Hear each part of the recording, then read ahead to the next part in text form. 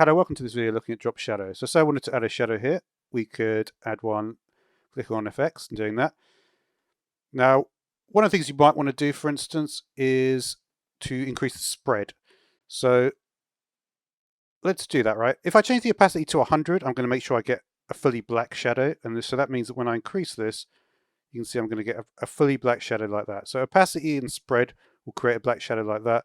And then we can move it around like this. And you can see we can also change the angle from which it's actually being positioned at like that. So they're the sort of most useful things to do. And then you could make the size bigger and also increase the noise. So you can see you can get that grainy effect. Finally, you could also change the color here to whatever you want on the color. That's how you might do drop shadow. An alternative way to do it is you could select the subject. That's going to get you another one here. So what you could then do is basically just turn it to black. So I'll just press the paint bucket here, and we'll fill it with black. And then